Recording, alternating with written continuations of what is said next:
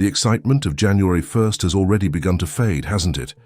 The fireworks are gone, the champagne bottles are empty, and the grand promises you made to yourself under the spell of midnight are now being tested by the cold light of January 2nd.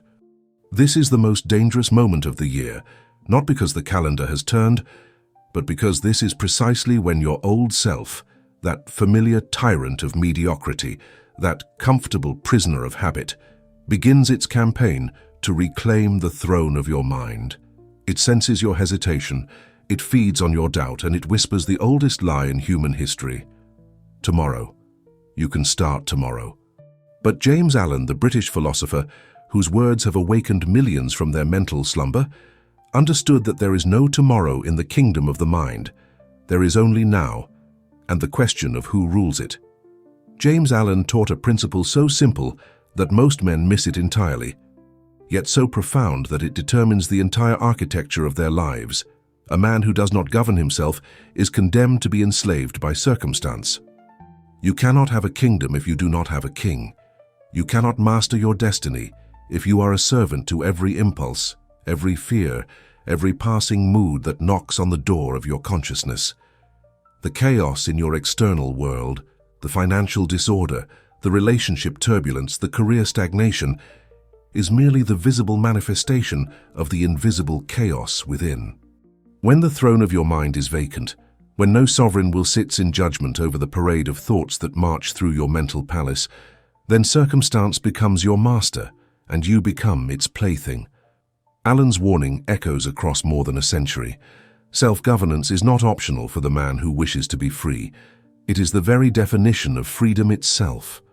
Without it, you are not living your life. You are being lived by forces you have surrendered your authority to control. In this video, based on Allen's 1909 masterwork, The Mastery of Destiny, we will dismantle the most dangerous misconception that keeps millions in chains: the belief that self-discipline is a form of punishment, a restriction, a cage that limits your spontaneity and joy. This is the lie that your old self tells you to maintain its power. The truth that James Allen revealed, and that we will explore together in the next 30 minutes, is that self-discipline is not the prison, it is the key. It is not the chains, it is the liberation. It is the highest form of liberty because it is the only force that frees you from the tyranny of your lower nature, from the dictatorship of your impulses, from the mob rule of your untrained emotions. If you want to master your reality in 2026, if you want to shape your circumstances rather than be shaped by them, if you want to build rather than merely react, you must first become the monarch of your mind. The crown is waiting. The throne is empty. The only question is whether you have the courage to claim what is rightfully yours. Your current life is not an accident, though it may feel like one. Your bank balance is not random. Your relationships are not the result of luck. Your level of inner peace, or the absence of it, did not fall upon you from the sky like rain. James Allen understood what most people spend their entire lives refusing to acknowledge. Your life is a ledger, and every entry in that ledger, every circumstance, every condition, every success and every failure, is the mathematical sum of your past thinking. This is not mysticism. This is causality. This is the iron law that governs all human experience. When you look at your life and see disorder, understand that you are looking at the external printout of internal chaos. When you see limitation, you are witnessing the boundaries you have accepted in your mind. When you see possibility and growth, you are seeing the harvest of disciplined thought that was planted in seasons past. The ledger does not lie, and it does not judge. It simply records the transactions between your consciousness and reality. Think of your mind as a factory, running every hour of every day, producing thoughts like a machine produces widgets. Each thought is a seed, and each seed contains within it the blueprint of a future circumstance. A thought of fear produces inevitably a circumstance that validates that fear. A thought of limitation produces a reality of confinement. A thought of possibility held with conviction and watered with disciplined action produces an expanded reality. The factory never stops. The production never ceases. Even when you sleep, the subconscious mind continues the manufacturing process, generating outcomes based on the raw materials you have fed it. Most men go through life unconscious of this factory, unaware that they are the factory owner, blind to the fact that the quality of their life's production is entirely within their control. They blame the market, they blame the economy, they blame other people when in truth they are simply receiving the exact product that their mental factory has been programmed to produce. James Allen saw this with crystalline clarity. He observed that men who consistently thought thoughts of order inevitably lived in ordered circumstances. Men who habitually entertained thoughts of chaos found themselves perpetually in chaotic situations. This is not coincidence. This is cause and effect operating with the precision of a mathematical equation. You cannot think thoughts of poverty and expect wealth to manifest. You cannot think thoughts of weakness and expect strength to emerge. You cannot think thoughts of victimhood and expect sovereignty to develop. The universe is not perverse, it is perfectly responsive. It gives you exactly what you ask for through the consistent nature of your thinking. The tragedy is that most people are asking for disaster while hoping for triumph, planting weeds while praying for roses, programming failure while dreaming of success. Consider your health. If you have spent years thinking thoughts of limitation about your body, thoughts of age as decay, thoughts of vitality, as something that belongs to youth, then your body has received those instructions and has faithfully executed them. Your cells are listening. Your nervous system is responding. Your immune function is adjusting to match the blueprint you have provided through your habitual thought patterns. Now consider your wealth. If you have spent years thinking thoughts of scarcity, of money as scarce, of wealth as something that belongs to others, of financial success as somehow corrupt or unspiritual, then your external financial reality has arranged itself in perfect harmony with those internal instructions. The universe is not withholding anything from you. You are withholding it from yourself through the governance structure you have established in your mind. This is why New Year's resolutions fail with such predictable regularity. A man decides on January 1st that he will transform his body, his business, his life. But he has not transformed his thinking. He has not changed the factory settings. He has simply issued a new order to a factory that is still programmed to produce the old product. Within days, sometimes hours, the old programming reasserts itself. The old thoughts return. The old patterns re-establish their dominance. And the man, discouraged and confused, concludes that transformation is impossible, that he is destined to remain as he is, that change is a fantasy reserved for others. But the problem was never the goal. The problem was the unchanged causality. He tried to change the effect without addressing the cause. He tried to remodel the house without examining the foundation. James Allen's genius was in revealing that the foundation is thought, and thought alone. Not positive thinking as a shallow affirmation, not wishful thinking as a form of denial, but disciplined thinking as a form of mental governance. This means examining every thought that enters your mind as a king examines every visitor who approaches his throne. Is this thought aligned with my chosen destiny? Does this thought strengthen my kingdom or weaken it? Does this thought serve my highest vision or does it serve my lowest fears? Most people have no such screening process. Their minds are like a city with no walls and no guards. Any thought can enter, take up residence and begin influencing policy. The result is a life that feels out of control because it is out of control. The mental kingdom is in a state of anarchy. The ledger of your life will show you the truth of your thinking with brutal accuracy.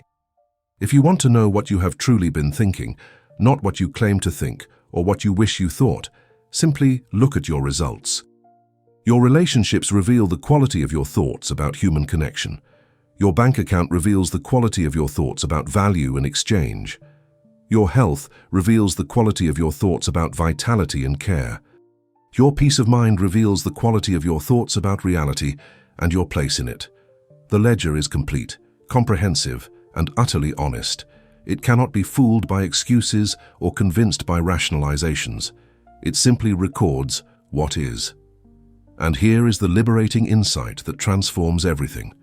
If your current life is the sum of your past thinking, then your future life will be the sum of your present thinking. The ledger is still open. New entries are being made right now in this very moment as you process these words. The question is not whether you will create your future. You are creating it whether you know it or not. The question is whether you will create it consciously or unconsciously, with governance or in anarchy. As a king or as a prisoner, James Allen is offering you the throne. But to sit upon it, you must first accept the responsibility that comes with sovereignty. The responsibility to monitor, evaluate, and govern every thought that seeks entrance to your mind. Most men refuse this responsibility because it requires vigilance, and vigilance requires effort. And effort feels like work when you have spent years in the comfort of mental laziness. It is easier to blame circumstances, to point to the economy, to cite your childhood, to reference your genetics, to claim victimhood from 1,000 external sources. But in accepting that comfortable victimhood, you surrender your power. You trade sovereignty for sympathy, kingship for complaint. And the ledger records that transaction as well, compounding your powerlessness with every passing day that you refuse to govern your mind. The old self loves this arrangement because it requires nothing of you except surrender. But the cost of that surrender is your destiny itself. James Allen understood that the moment you accept causality, the moment you truly grasp that you are the cause and your life is the effect, everything changes. Blame dissolves because there is no one to blame. Resentment evaporates because there is nothing to resent. Victimhood becomes impossible because you recognize yourself as the creator, not the victim. And in that recognition, power returns. Not the power to control others or to manipulate circumstances through force, but the far greater power to control yourself, to direct your thinking, to govern your internal kingdom with wisdom and discipline.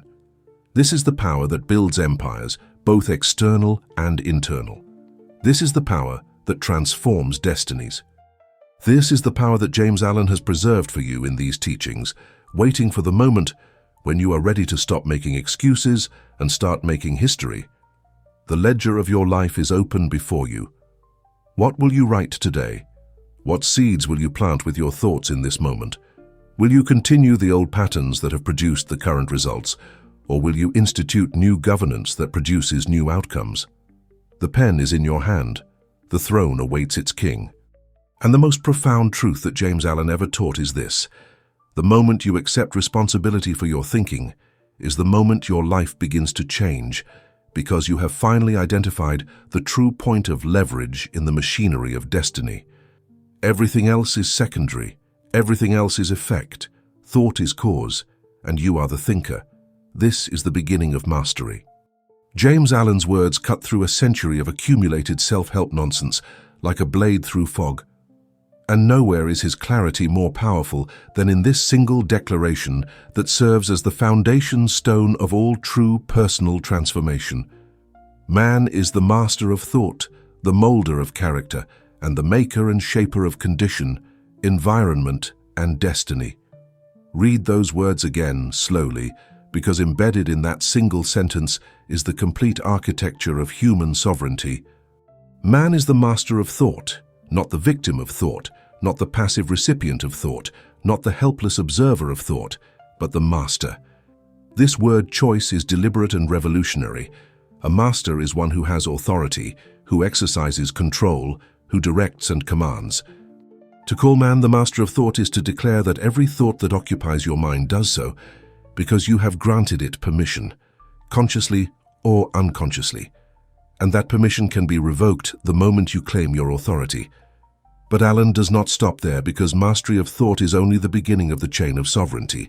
He continues, the molder of character. Character is not fixed. Character is not inherited. Character is not determined by your past, your parents, your circumstances, or your genetics.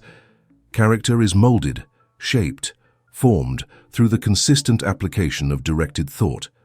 Just as a sculptor takes raw clay and, through patient and deliberate effort, transforms it into a work of art, you take the raw material of your consciousness and, through disciplined thinking, mold it into the character you choose to possess. Every virtue you admire, every quality you desire, every trait you wish to embody is available to you through this molding process. Patience is molded through the repeated choice to remain calm when chaos tempts you to react. Courage is molded through the repeated choice to act despite fear. Integrity is molded through the repeated choice to honor your word when breaking it would be easier. And then Alan delivers the culmination of this ascending hierarchy of power, the maker and shaper of condition, environment, and destiny. Most people believe they are shaped by their conditions, that they are products of their environment, that their destiny is written by forces beyond their control. Alan reverses this entirely. You are not made by your conditions. You make your conditions. You are not shaped by your environment. You shape your environment. You are not the victim of your destiny. You are the author of it. This is not motivational rhetoric. This is observable law. Show me a man's habitual thoughts, and I will show you his circumstances. Show me a man's character, and I will show you his environment. The outer is always a reflection of the inner. The visible is always a manifestation of the invisible. The circumstance is always the child of consciousness. This single quote from Alan contains within it the complete dismantling of every excuse, every rationalization, every claim of powerlessness that humans have ever constructed to avoid the responsibility of self-governance. When you understand that you are the master of thought, you can no longer blame your mind for running wild. You are responsible for training it. When you understand that you are the molder of character, you can no longer claim that this is just how I am. You are responsible for shaping who you become. When you understand that you are the maker of your conditions and the shaper of your destiny, you can no longer point to external circumstances as the cause of your limitations. You are responsible for creating the reality you inhabit. This is the burden of sovereignty, yes, but it is also the liberation of it. Consider what this means practically. The person who understands this quote wakes up differently than the person who does not. When the alarm sounds, the sovereign man does not ask, "How do I feel?" He asks, "What did I commit to?" His feelings are acknowledged but not consulted for governance decisions. When a crisis emerges, the sovereign man does not ask, "Why is this happening to me?" He asks, "What opportunity for character molding does this present?" His circumstances are experienced but not empowered to determine his response. When a goal seems distant, the sovereign man does not ask, "Is this possible?" He asks, "What thought patterns must I establish to make this inevitable?" His destiny is not hoped for. It is engineered through the systematic governance of his consciousness. Alan's quote also reveals the proper sequence of causation that most people have inverted. They try to change their destiny without changing their character. They try to change their character without changing their thoughts. They try to change their thoughts without first claiming mastery over them. This is like trying to change the crop without changing the seed, trying to change the building without changing the blueprint, trying to change the destination without changing the direction. It cannot work because it violates the fundamental order of causation. You must begin where causation begins, with the recognition that you are the master of thought. From that recognition flows everything else: character development, environmental shaping, destiny creation. But without that recognition, you are building on sand, and every structure you attempt to erect will collapse under the first storm of circumstance. The word master implies something else that is crucial. Mastery is not a state you achieve once and then maintain effortlessly. Mastery is a practice, a discipline, an ongoing exercise of authority.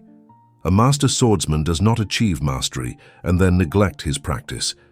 He maintains mastery through continued dedication to his art.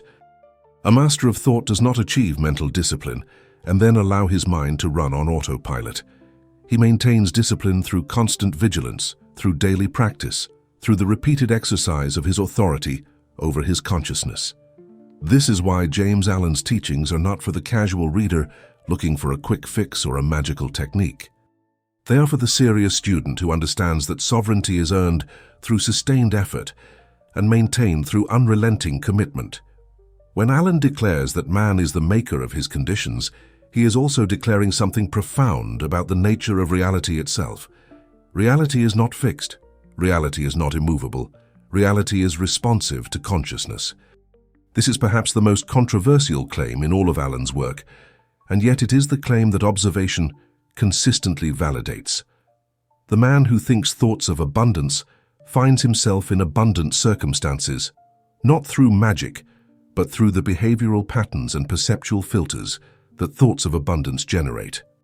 The man who thinks thoughts of limitation finds himself in limited circumstances, not because the universe is conspiring against him, but because thoughts of limitation produce behaviors of self-sabotage and perceptions that filter out opportunity. The maker makes, and what he makes is determined by what he thinks. But here is the challenge that stops most men from claiming this power. Accepting that you are the master, molder, and maker means accepting that your current circumstances, all of them, the ones you like, and especially the ones you don't, are your creation. This is a bitter pill for the ego to swallow. It is much more comfortable to believe that your struggles are someone else's fault, that your limitations were imposed upon you, that your suffering is undeserved. But comfort is the enemy of transformation. The moment you accept full responsibility for your current reality is the moment you gain full power to change it. Not before. You cannot change what you do not own, and you cannot own what you continue to blame on external sources. James Allen's quote is an invitation to kingship, but it is also a declaration of war against the old self that prefers victimhood to sovereignty. The old self loves to believe that it is powerless because powerlessness requires nothing. Sovereignty requires everything. It requires constant vigilance over your thoughts, constant effort in molding your character, constant intentionality in shaping your conditions. The old self will tell you this is too much work, that it's easier to simply accept things as they are, that attempting to govern your mind is exhausting and perhaps even impossible. But Allen is telling you that this governance is not optional if you wish to be free. You can be governed by yourself, or you can be governed by circumstance. Those are the only two options. There is no third path. The final insight contained in Allen's quote is this: the progression from thought to character to destiny is not just possible, it is inevitable. You are already molding character, already shaping conditions, already creating destiny. The only question is whether you are doing it consciously or unconsciously, with intention or by default, as a master or as a slave. Every moment that you fail to govern your thoughts is a moment when your thoughts govern you, and thoughts left ungoverned will always drift toward the path of least resistance, which is fear, limitation, and mediocrity. The old self knows this path well because it has walked it for years. But the throne is still vacant, and Allen's words are the coronation speech. Will you accept the crown? To change the effect, you must change the cause. This is the single most important principle in the entire architecture of personal transformation, and it is the principle that 99% of humanity violates every single day of their lives. They are fighting effects. They are warring with circumstances. They are attempting to change their external reality through external means while leaving the internal cause completely untouched. They want more money, so they work longer hours, but they never examine the thoughts about money that are generating scarcity. They want better relationships, so they try to change their partner, but they never examine the thoughts about connection that are generating conflict. They want better health, so they try another diet, but they never examine the thoughts about their body that are generating disease. This is the exhausting futility of fighting effects, and it is why most people spend their entire lives struggling without ever making meaningful progress. James Allen understood that the external world is not the problem. The external world is simply the classroom where the internal world reveals itself. Your financial situation is not the problem. It is the report card showing you the grade that your financial thoughts have earned. Your relationship dynamics are not the problem. They are the mirror reflecting back to you the quality of your thoughts about love and connection. Your health challenges are not the problem. They are the feedback mechanism showing you the consequences of your thoughts about your body and its capacities. To fight the report card is madness. To argue with the mirror is insanity. To blame the feedback mechanism is to completely miss the point of its existence. The only rational response is to stop fighting the effect and start changing the cause. But here is where most people get stuck, and it is worth examining this sticking point carefully because it is the barrier between where you are and where you could be. When you tell someone that their external circumstances are the result of their internal thinking, they immediately begin to argue with you. They point to all the external factors they cannot control: the economy, other people's actions, genetic limitations, past traumas, societal structures. And yes, these external factors exist, but the sovereign man understands that he cannot control external factors, and more importantly, he does not need to control external factors. He needs only to control the one thing that determines his response to those factors: his thinking. This is the difference between a king and a peasant. The peasant demands that the weather change. The king builds an infrastructure that functions in any weather. Consider a practical example. Two men lose their jobs on the same day, in the same company, under the same circumstances. One man thinks, "This is a disaster. The economy is terrible. I'm too old to find something new. I'll probably end up on the street. This always happens to me." The other man thinks, "This is a recalibration. I've been wanting to make a change anyway. I have skills that are valuable. This is an opportunity to find something better aligned with my vision. Everything is always working for my highest good." Same circumstance, same external effect, completely different internal cause. And within 3 months, their external realities will have diverged dramatically because they set different causes in motion through their thinking. The first man's thoughts will generate behaviors of desperation, a victim mentality in interviews, a perceptual filter that sees only obstacles. The second man's thoughts will generate behaviors of confidence, a creative problem-solving approach, a perceptual filter that identifies opportunities. The circumstance did not determine their destiny. Their governance of their thinking about the circumstance determined their destiny. This is what Alan means when he insists that you must stop fighting the external world and change the internal cause. The external world is not your enemy. It is neutral. It is simply responding to the signals you are broadcasting through your habitual thought patterns. When you change those signals, the responses you receive from reality change automatically. Not mystically, not magically, but mechanically, through the lawful operation of cause and effect. Your thoughts determine your perception. Your perception determines your interpretation. Your interpretation determines your emotional response. Your emotional response determines your behavior, and your behavior determines your results. This is an unbreakable chain of causation. If you want different results, you must go back to the first link in that chain and change your thoughts. Everything else will follow. But changing your thoughts is not the same as thinking positive thoughts. This is the trap that the pop psychology industry has laid for millions of well-intentioned seekers. They tell you to think positive, while your entire mental infrastructure is built on a foundation of negativity. This is like trying to grow roses in toxic soil. The soil must be cleaned first. The foundation must be rebuilt. And that rebuilding begins with the recognition that you are the cause, not 50% the cause, not partially the cause. You are the complete and total cause of your internal reality, and your internal reality is the complete and total cause of your external experience. This is not about blame, it is about power. The moment you accept that you are the cause is the moment you gain the power to change the effect. James Allen observed that men spend extraordinary amounts of energy trying to change things they cannot change, while refusing to change the one thing they can change, themselves. They want to change the market, but they will not change their skills. They want to change their partner, but they will not change their communication. They want to change their body, but they will not change their habits. They want to change their destiny, but they will not change their thinking.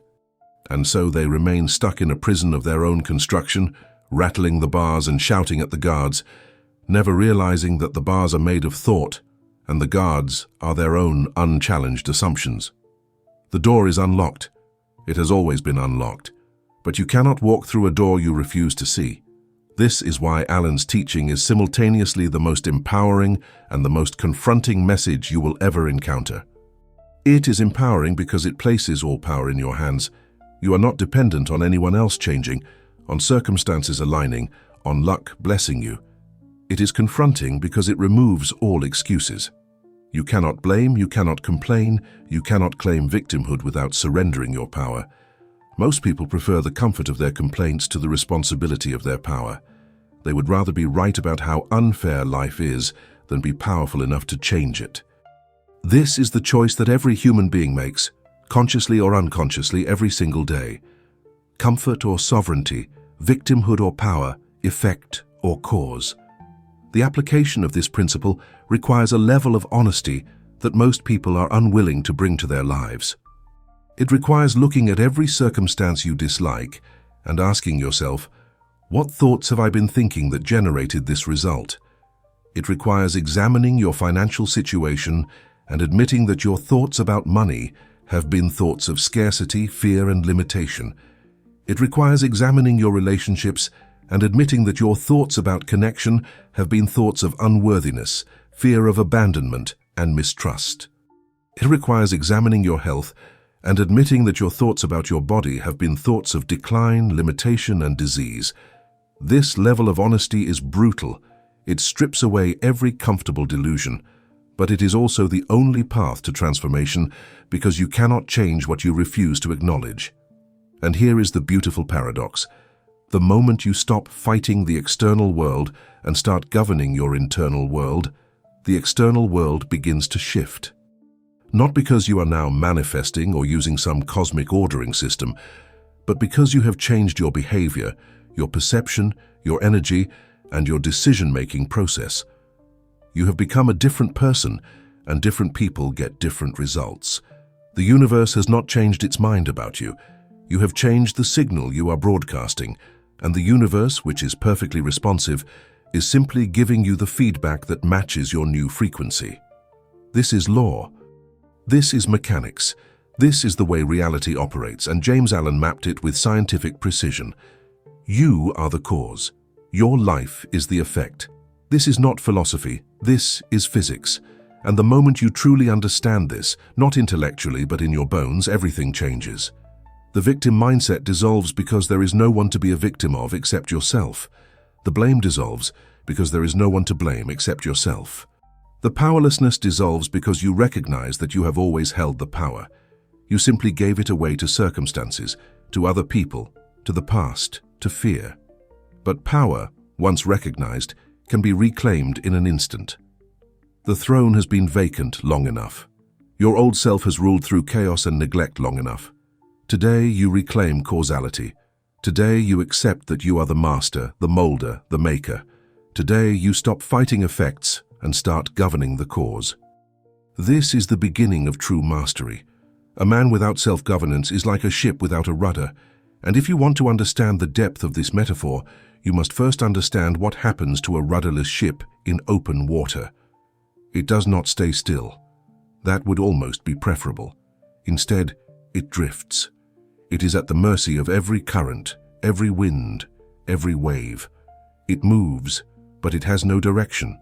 It travels, but it has no destination. It responds to every force that acts upon it, because it has no internal force to resist or direct those external pressures.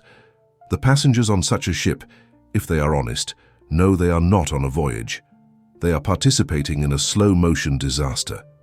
They may tell themselves comforting stories about going with the flow or being open to wherever life takes them, but beneath those stories is the gnawing anxiety that comes from having no control over where you will end up.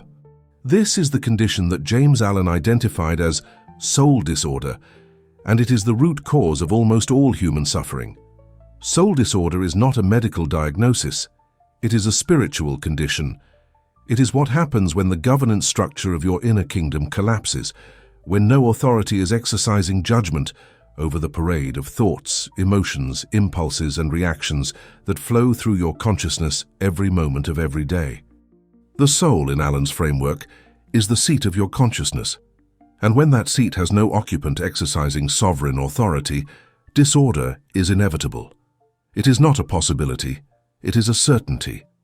Just as a nation without a government descends into chaos, a mind without governance descends into soul disorder. And the symptoms of this disorder are everywhere in modern life. Anxiety without clear cause, depression without clear reason, addictions to substances and behaviors, inability to focus, inability to commit, inability to follow through, inability to be alone with yourself without distraction. Think about what happens in your own mind when you wake up in the morning without a clear plan for your thinking. What is the first thought that enters? For most people, it is a thought of anxiety about something they cannot control. What is the second thought? Often it is a thought of inadequacy about something they should have done better. What is the third thought? Frequently, it is a thought of distraction, checking their phone, scrolling social media, consuming news, anything to avoid the discomfort of being present with the disordered state of their soul. This is not living. This is being lived. This is not sovereignty. This is slavery. And the master of this slavery is not an external tyrant. It is the accumulated weight of ungoverned thinking that has calcified into habit, into personality, into what you mistakenly call just who I am. James Allen saw this pattern in the men and women of his era, and it has only intensified in ours. The pace of modern life, the constant bombardment of information, the endless demands on attention, the cultural celebration of busyness and distraction, all of these factors conspire to prevent the very thing that would solve the problem, the establishment of internal governance. The rudderless ship is now in a storm, and the storm is accelerating. Without a rudder, the ship does not have a chance. It will be smashed against the rocks or dragged into the depths. The only question is how long the passengers will continue to pretend that everything is fine, that they are simply going through a rough patch, that things will get better on their own without any fundamental change in the governance structure. But here is what most people do not understand about soul disorder. It is not caused by your circumstances. Your difficult childhood did not cause it. Your challenging job does not cause it. Your financial struggles do not cause it. Your relationship problems do not cause it. These circumstances may trigger it, they may reveal it, they may exacerbate it, but they do not cause it. Soul disorder is caused by the absence of internal governance, and that absence is always a choice, even if it is an unconscious choice. You have chosen, through years of neglect and passivity, to allow your mind to operate without sovereign oversight. You have chosen to let every thought have equal weight, to let every emotion have equal validity, to let every impulse have equal authority. And in making that choice, you have created the disorder that now plagues you. Consider how this manifests in practical terms. The person with soul disorder cannot say no to the temptation of distraction because there is no governing authority in their mind to enforce boundaries. They set an intention to work on an important project, but within minutes, they are checking email, scrolling social media, or finding some other way to avoid the discomfort of focused effort. The person with soul disorder cannot maintain emotional equilibrium because there is no governing authority to question the validity of reactive emotions. Someone cuts them off in traffic, and they spend the next 2 hours in a state of agitation, allowing that 2-second event to determine the quality of their entire morning. The person with soul disorder cannot maintain their commitments because there is no governing authority to enforce integrity between intention and action. They say they will wake up at 5 a.m. and they hit snooze until 7 a.m., wondering why they cannot trust themselves anymore. This is the rudderless ship in action. It is not that the person is lazy or weak or flawed, it is that they are ungoverned. And an ungoverned mind will always choose the path of least resistance in the moment, which is almost never aligned with the path that leads to the destination you claim to want. The mind, left to its own devices, will choose comfort over growth, familiarity over possibility, reaction over response, instant gratification over delayed fulfillment. This is not a moral failing. This is simply how an ungoverned mind operates. It is operating on a very primitive operating system that was designed for survival in a very different environment than the one you now inhabit. That operating system will keep you alive, but it will not make you free. It will not make you powerful. It will not deliver you to your destiny. James Allen's genius was in recognizing that the solution to soul disorder is not more self-help techniques, not more motivation, not more information. The solution is the installation of a rudder, a governance structure that gives your mind direction and your life purpose. This rudder is what Allen calls self-governance, and it is the single most important skill you can develop if you wish to be free from the tyranny of circumstance. Self-governance is the ability to stand still when the world is shaking. It is the ability to maintain your center when every force is trying to knock you off balance. It is the ability to say no to the impulse of fear so you can say yes to the destiny you chose when you were thinking clearly, when you were connected to your highest vision, when you were not being tossed by the waves of circumstance. But installing this rudder is not a one-time event. It is not something you do once and then forget about. The rudder must be maintained, adjusted, reinforced every single day. This is why James Allen's teachings are not for the casual seeker. They are for the serious student who understands that sovereignty is not a destination but a practice. Every morning you must take the rudder in hand and set your direction for the day. What thoughts will I allow? What thoughts will I reject? What emotions will I acknowledge but not empower? What actions will I take regardless of how I feel? These are the questions of governance, and asking them is how you maintain the rudder that keeps your ship on course.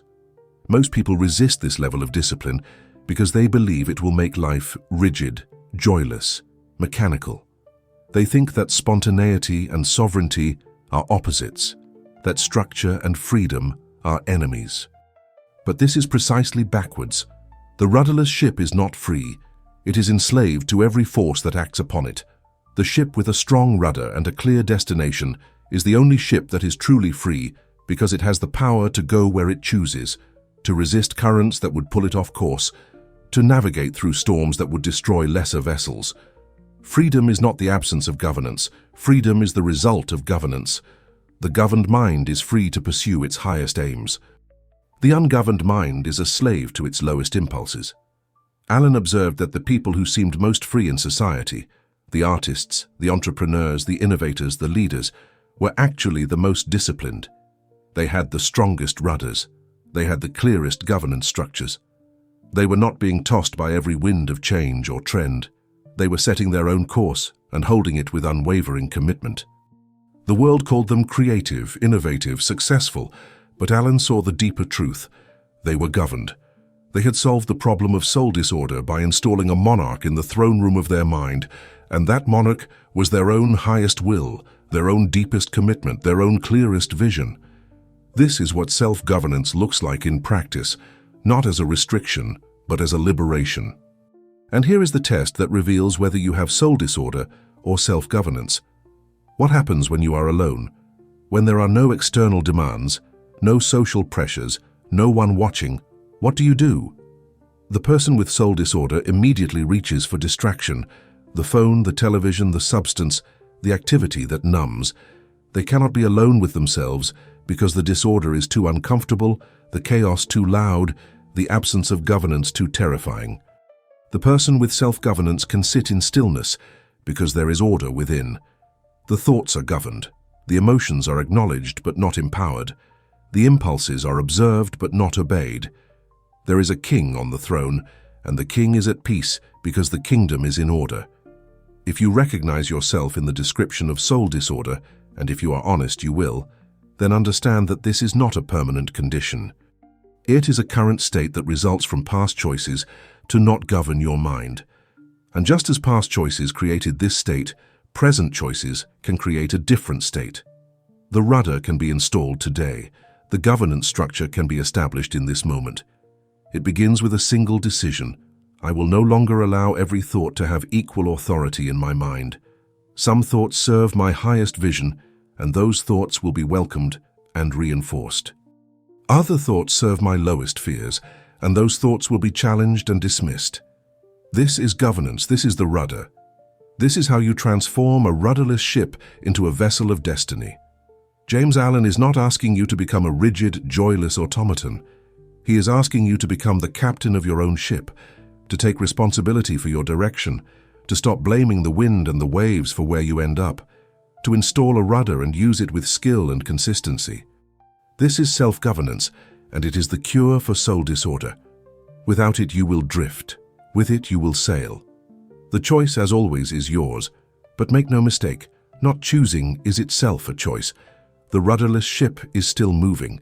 The only question is whether you will take the wheel before it crashes into the rocks. Self-governance, then, is the rudder that James Allen offers to every soul suffering from the disorder of ungoverned consciousness. And it is worth examining this concept with the precision it deserves, because most people misunderstand what governance actually means in the context of the inner life. They hear the word governance, and they think of restriction, of harsh rules, of a joyless regime that crushes spontaneity and freedom. But this is a fundamental misunderstanding that keeps millions in chains. True governance is not restriction, it is direction. It is not limitation, it is liberation through focused power. Think of a river. When a river is allowed to spread in all directions without banks or boundaries, it becomes a swamp, stagnant breeding disease, incapable of moving anything with force. But when that same water is given banks, when it is channeled, when it is governed, it becomes a powerful force capable of carving canyons, generating electricity, sustaining entire ecosystems, and delivering ships to their destinations. Your mind is that river, and right now for most people it is a swamp. Thoughts flow in every direction, spreading out into anxiety about the future and rumination about the past, pooling in pockets of resentment and worry, generating nothing of value, moving nowhere with purpose. This is the natural state of an ungoverned mind, not because the mind is bad or broken, but because the mind, like water, requires structure to become powerful. The mind requires governance to become useful. Without governance, the mind is your enemy, constantly generating threats and problems that do not exist, constantly pulling your attention away from what matters, constantly sabotaging your progress with doubt and fear. But with governance, that same mind becomes your greatest asset, capable of sustained focus, strategic thinking, emotional resilience, and creative problem-solving. James Allen understood that self-governance is not about controlling your thoughts in the sense of suppressing them or denying them. It is about directing them. It is about establishing a hierarchy of authority in your consciousness, where some thoughts are recognized as sovereign and other thoughts are recognized as servants, and still other thoughts are recognized as intruders who must be escorted out immediately. The sovereign thoughts are those aligned with your highest vision, your deepest values, your chosen destiny. The servant thoughts are the practical, tactical thoughts necessary for daily functioning. The intruder thoughts are those of fear, limitation, resentment, and victimhood. Thoughts that, if allowed to remain, will poison the entire system. The governed mind knows the difference between these three categories and treats each accordingly. Consider what this looks like in practice, because this is where philosophy becomes power. You wake up in the morning, and the first thought that enters your mind is anxiety about a meeting later in the day. In the ungoverned mind, this thought is immediately given authority. It spreads like water without banks, generating more anxiety thoughts, triggering a cortisol response in your body, coloring your perception of the entire day ahead, and effectively sabotaging your effectiveness hours before the meeting even occurs. But in the governed mind, that same anxious thought is immediately recognized as an intruder. It is acknowledged, I notice anxiety is present, but it is not empowered. The governing authority in your mind, your highest self, your sovereign will, steps in and asks a critical question. Is this thought serving my highest aim, or is it serving my lowest fear? The answer is obvious, and the thought is dismissed, not through suppression, but through replacement with a sovereign thought. I am prepared for this meeting, and I will handle whatever emerges with skill and presence. This is self-governance in action, and it is radically different from what most people do, which is either try to suppress the anxious thought through denial or allow the anxious thought to run wild through indulgence. Allen is teaching a third way, governance through conscious direction. You acknowledge the presence of the thought, you evaluate its alignment with your aims, and you consciously choose which thoughts to empower and which to dismiss. This requires vigilance. It requires practice. It requires that you be present with your own mind, rather than lost in the stream of unconscious thinking. But the payoff is extraordinary because the governed mind is a powerful mind, and a powerful mind is capable of creating realities that the ungoverned mind cannot even imagine. The ability to stand still when the world is shaking is perhaps the highest expression of self-governance, and it is worth examining why this is so rare and so valuable. The world is always shaking. Markets crash, relationships end. Health crises emerge, opportunities disappear. Plans fall apart. This is not a bug in the system. This is the system. Life is inherently unstable, inherently uncertain, inherently unpredictable. The ungoverned mind reacts to this instability with panic, with grasping, with desperate attempts to control external circumstances that cannot be controlled. The result is exhaustion, anxiety, and a constant feeling of being overwhelmed. But the governed mind responds differently. It does not deny the instability. It accepts it as a fundamental feature of reality. And from that acceptance comes the ability to stand still, to maintain center, to think clearly, even when chaos is swirling all around.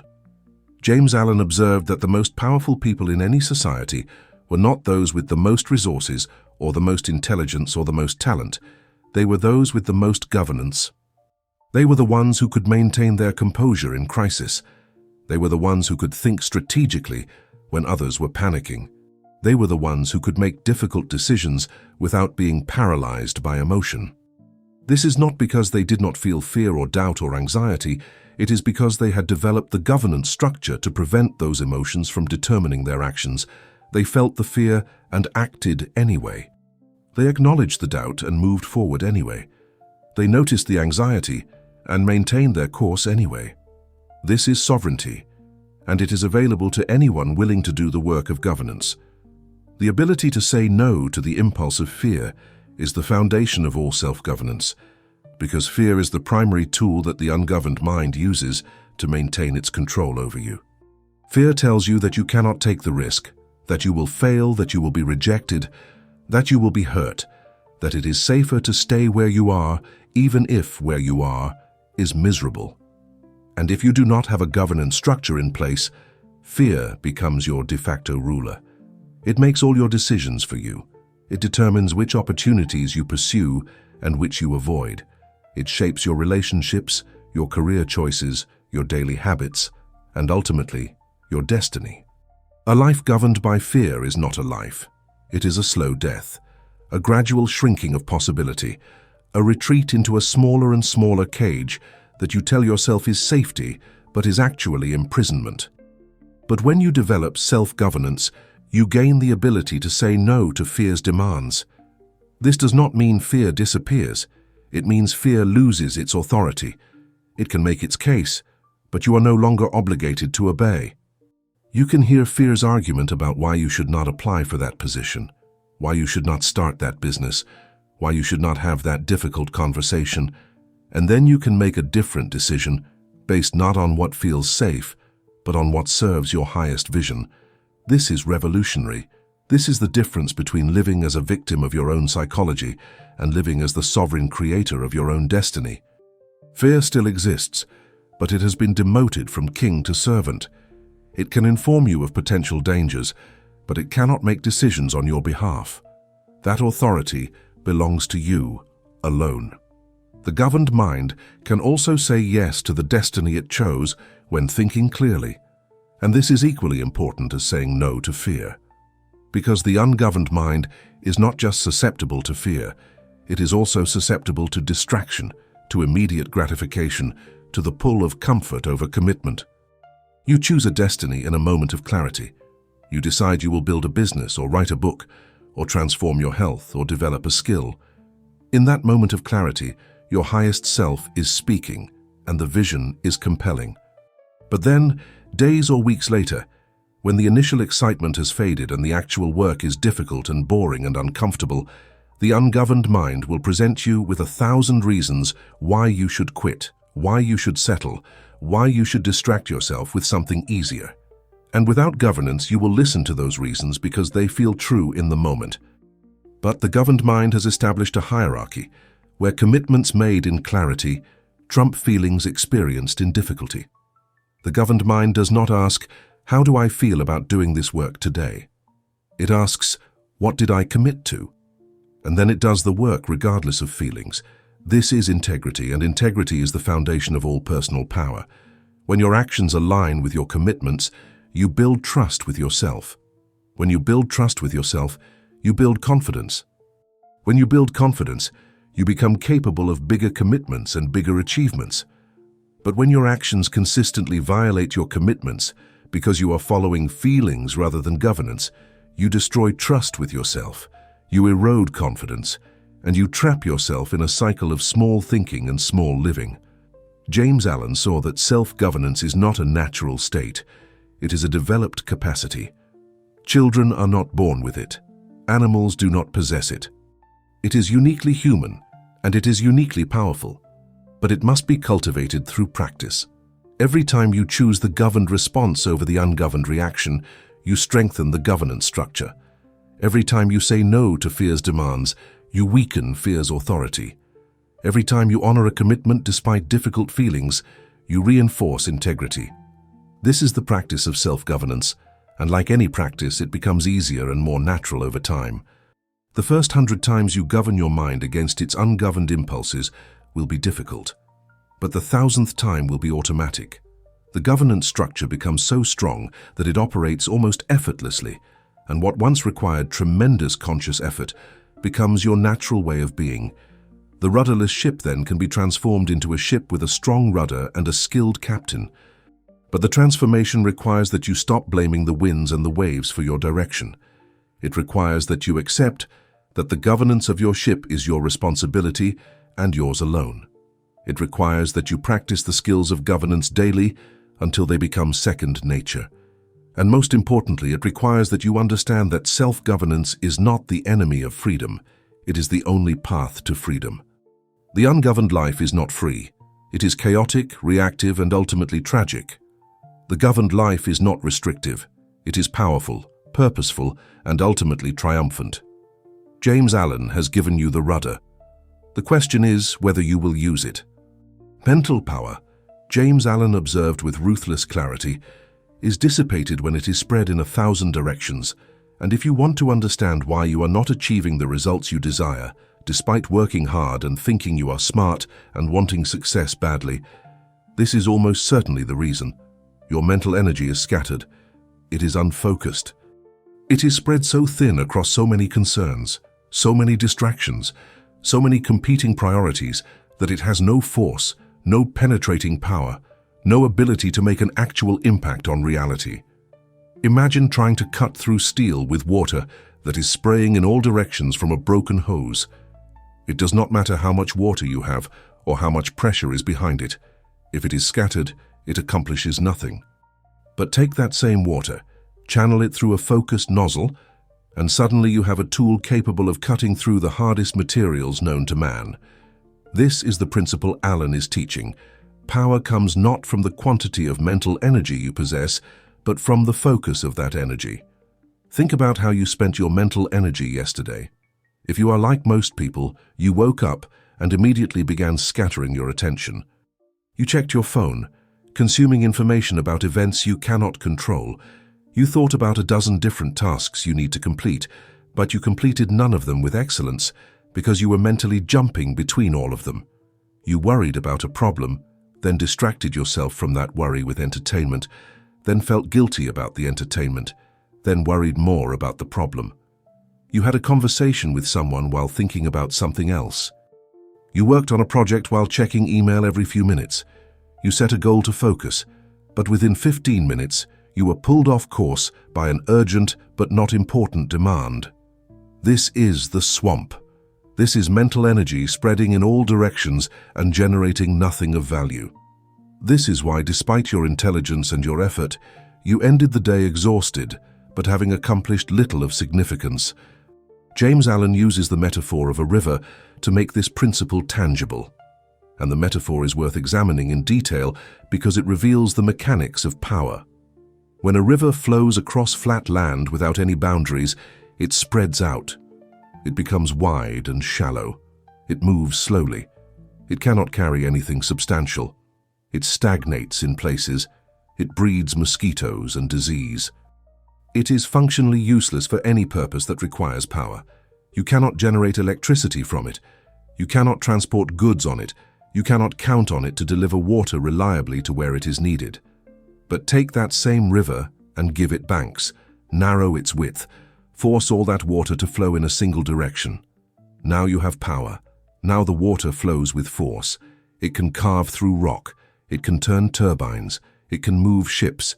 It can irrigate distant lands. The water has not changed. The same amount of H2O is present. But by constraining it, by focusing it, by preventing it from spreading, You have transformed it from a useless swamp into a source of power. Your mind is that river. Right now, for most people, it is the swamp, spreading in all directions, stagnating in pools of worry and distraction, breeding the mental equivalent of mosquitoes, anxious thoughts, resentful thoughts, fearful thoughts, and accomplishing nothing of real value despite the fact that there is enormous potential energy present. The solution is not to acquire more mental energy. You already have plenty. The solution is to dam the river. The solution is to create banks that channel your mental energy into a single focused stream. The solution is to stop allowing your attention to spread in 1,000 directions and instead direct it with laser-like intensity toward a single point until that point yields to your concentrated force. This is what Alan means by disciplined focus, and it is the difference between a life of scattered mediocrity and a life of focused mastery. But here is what stops most people from implementing this principle. They believe they need to pay attention to everything. They believe that being scattered is being responsible, that monitoring a dozen different concerns simultaneously is being productive, that keeping all their options open is being strategic. This is a lie that the ungoverned mind tells you to justify its addiction to distraction. The truth is that the person who tries to focus on everything focuses on nothing. The person who tries to master multiple domains simultaneously masters none. The person who keeps all options open ends up choosing none and therefore achieving nothing. The scattered approach feels busy, feels important, feels necessary, but it produces minimal results because it violates the fundamental law of power. Power is generated through concentration, not diffusion. Consider the difference between two people working on the same goal of building a business. Person A wakes up and immediately begins checking email, responding to messages, putting out fires, reacting to urgent demands. They spend their day in a state of constant reactive busyness, jumping from task to task, never spending more than 15 minutes on any single item before being interrupted or distracted. They work 12 hours, they end the day exhausted. They feel productive because they were constantly busy, but when you examine what they actually accomplished toward their strategic goal, it is almost nothing. Person B wakes up and dedicates the first 3 hours of their day to a single strategic task, perhaps writing the marketing material for a new product, or developing a key business relationship, or solving a critical operational problem. During those 3 hours, their phone is off, their email is closed, their door is shut. They are in a state of deep, focused concentration. After 3 hours, they have produced something of significant value that moves their business meaningfully forward. The rest of their day can be spent on reactive tasks, but the most important work has already been done when their mental energy was highest and most focused. Which person will succeed? The answer is obvious, yet most people live like person A and wonder why they are not getting person B's results. They have confused busyness with effectiveness, motion with progress, scattered activity with focused power. James Allen saw this pattern over a century ago, and it has only intensified with the advent of technologies specifically designed to scatter your attention. Your phone is an attention-scattering device. Social media is an attention-scattering platform. The news is an attention-scattering medium. The modern world is optimized for swamp creation, for ensuring that your mental river spreads as widely and as shallowly as possible. Why? Because scattered attention is profitable for those who capture it. Your focus is valuable, and there is an entire economy built around ensuring you never maintain it for long. But the governed mind understands this and builds defenses against it. The governed mind creates what Allen would call dams, structures that prevent mental energy from leaking away into distraction. These dams are not complicated. They are simple boundaries that most people are unwilling to enforce because enforcement requires discipline and discipline requires governance. The dams include defined periods of deep work where all distractions are eliminated, a clear hierarchy of priorities where strategic work comes before reactive work, the ability to say no to good opportunities so you can say yes to great ones, the discipline to finish what you start before moving to something new, the wisdom to recognize that being busy is not the same as being effective.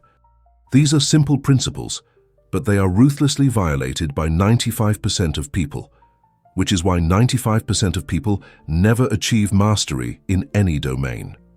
Allen's principle of the dammed river also explains why mastery requires time.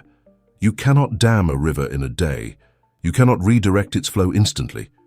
You must build the structure gradually, consistently, persistently. Similarly, you cannot focus your scattered mind in a single session. You cannot transform decades of mental diffusion with a single morning of concentration. You must build the capacity for focus gradually, starting with short periods of deep work and extending them over time. You must train your mind to resist distraction the same way you would train a muscle to lift heavier weights. Progressively, consistently, with patience for the development process. Most people quit after a few attempts because they expect instant results, but focus is a capacity that must be developed, and development takes time. The metaphor extends further. Once you have dammed the river and channeled its flow, you can harness its power for specific purposes. You can generate electricity, you can irrigate crops, you can transport goods. Similarly, once you have focused your mental energy, you can direct it towards specific goals with devastating effectiveness. You can solve problems that seemed insurmountable when you were scattered. You can create products and services that seemed impossible when you were diffused. You can build relationships that seemed out of reach when you were distracted. The focused mind is not just more productive, it is more creative, more strategic, more influential, more powerful in every meaningful sense. It is operating on a completely different level than the scattered mind, and the results it produces reflect that difference. But here is the uncomfortable truth that Allen forces you to confront. Your current level of scattered thinking is not an accident, and it is not imposed on you by external forces. It is a choice. It may be an unconscious choice. It may be a choice you made gradually over time without realizing it. But it is still a choice, and choices can be changed. Every time you check your phone during a conversation, you are choosing diffusion over focus. Every time you respond to an email when you should be doing deep work, you are choosing scattered over concentrated. Every time you start a new project before finishing the current one, you are choosing breadth over depth. These choices have consequences, and those consequences accumulate over time into the life you currently have. If you want a different life, you must make different choices about where your mental energy flows. James Allen is not asking you to become a machine that works on one thing forever. He is asking you to become strategic about how you deploy your most valuable resource, your attention. There are times for breadth and times for depth. There are times for exploring options and times for committing to one. There are times for consuming information and times for creating value. The governed mind knows the difference and acts accordingly.